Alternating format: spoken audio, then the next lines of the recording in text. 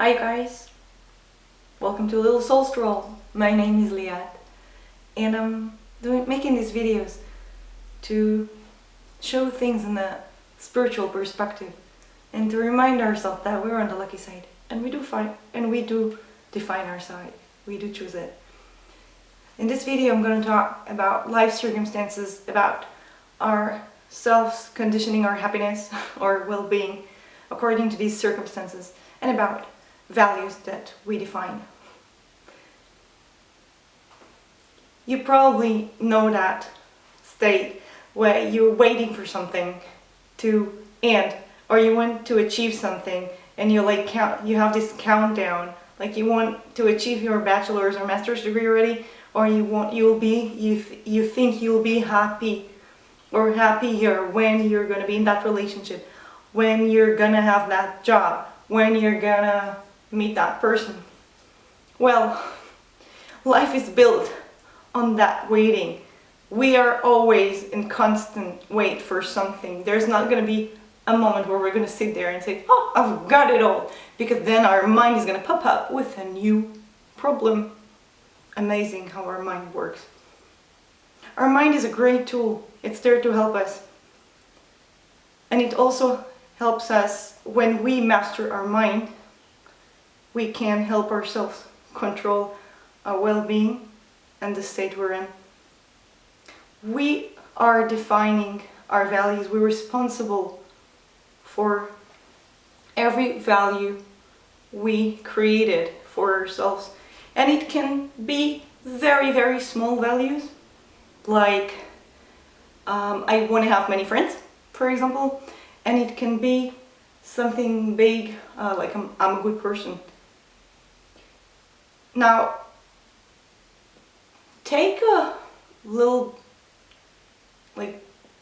deep look inside and pick one of your values. For example, the example I just gave. I want to have many friends. Now, if you're in your early 20s, that might be one of your values. Or maybe when you're haven't reached 20 yet. And then when you grow older, you naturally, subconsciously maybe, are refining your value to, instead of I want to have many friends, to I want to have people in my life that are cherishing me, that are fun to be with, that appreciate and love me. And the quantity doesn't have any significant anymore. Then the less is the better, because you're focusing on quality and not quantity, right? So subconsciously or consciously, we are redefining our values. Now, if I'm going to have a value, I want to have a very big house in a very rich neighborhood, and I'll dedicate my life to that value. Then I'll be probably in a waiting, a very, very long waiting phase for 20 years till I achieve that amount of money, manifest all that amount of money into my life, and buy that big house. I'm pretty sure once I step into this house, I'm just gonna be like, yay, I got it, and now what? Yeah, what's the next step? Am I gonna be then waiting for the achievement of the next goal? Am I gonna be happy? How long am I gonna be happy there? It's so important to reassess our values, the values that we are living by and measuring our life with. We are measuring our own success according to the values we define. So if you want to have many friends and you define your life by the quantity of friends you have, it's like, okay, I've got 100 friends, I am popular, what is success? And that's just an example, of course.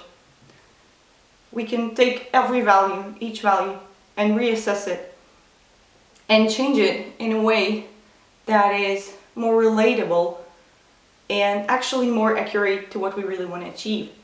So I know I want to manifest in my life friendships that are meaningful, that are joyful, that are supportive and loving. It's definitely not about the quantity, of course. It's about the depth of the relationships. So my value is to be a good friend and to have some good friends in my life that are supportive. I can have the value that I want to do something I love. I can have the value of having good relationship with my family. Now, once you looking into your values, trying to unwrap them and see if your happiness is in a way conditioned and wired inside these values that you define to yourself. If you wanted to have a very successful business by the age of 30, and that's a goal, and you measure life success by having a very profitable business, and you achieve it or don't achieve it, and you measure your success in life according to that, and you might put everything into that, and you might be happy doing that during the process, but is it what you really want? There's nothing wrong about success. Success is wonderful, but are your values so important that you will sacrifice everything else and probably not invest as much in other values? As, for example, if you're working so hard in your business, you're gonna have less time for your family and friends and for your well-being and for meditation.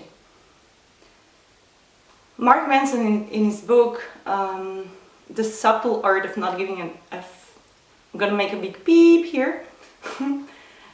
He's writing about us defining our values and us measuring our life success according to these values. And he's giving a very good example of two rock stars, like two different rock bands. So one of the bands, there was a rock star, it was the drummer, and he was fired, kicked out of the band, and while they just started to succeed, break out. And that guy was devastated for a while, I guess. And for a decade, it took him some time to get over it. And then he redefined his values. So his values were not anymore being a successful band and world famous, making lots of money, traveling the world. He set his values to be a loving father, husband, to have a great family, home, community, great work, great art that he continued to make. And that guy is his name is, let me remember. See, I don't even remember his name because he was kicked out of the Beatles. It's Bill Best, that's his name. And that's the drummer that was before Ringo Starr, basically. So, if you would ask Mr. Best many years later, like now, if his life is a success, he would say yes. Yes, because his main value is not measuring himself by his value is not being a member of the Beatles or be a member of a successful rock band. He changed his values to what really is important to himself. While on the other hand, there is a rock star that was kicked out of Metallica, and forgive me, I don't remember his name, but you can read Mark Manson's book, The Subtle Art of Not Giving an F. And he was kicked out of Metallica, and he set as a life value to work so hard and be the best metal band ever.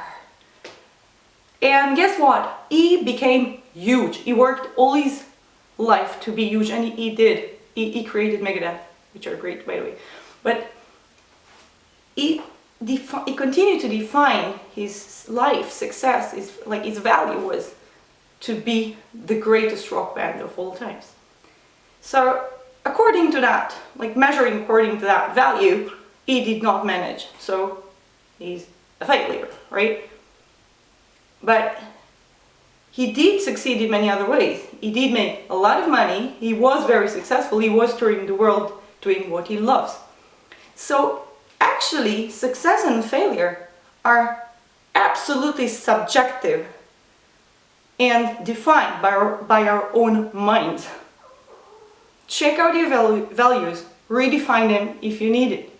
Do what you need to do, what you gotta do to have a happy life with right values for you? What do you think that is good in life, necessary for your own growth? What are the feelings you want to feel? How are you going to accomplish that? And while you're accomplishing it, there's lots of waiting. All our life, we come into this planet, we come into this body to wait and see, right? What's happening? Don't rush into the next place. Don't think, I'm just going to finish that and then I'm going to move there and then it's going to be so much greater. No, there is nothing but this moment. Be happy now or sad now. Give validation to all your feelings. But the general perspective, like the general observation from the higher you to this current state of where you are, should be from a place of gratefulness, from a place of appreciation.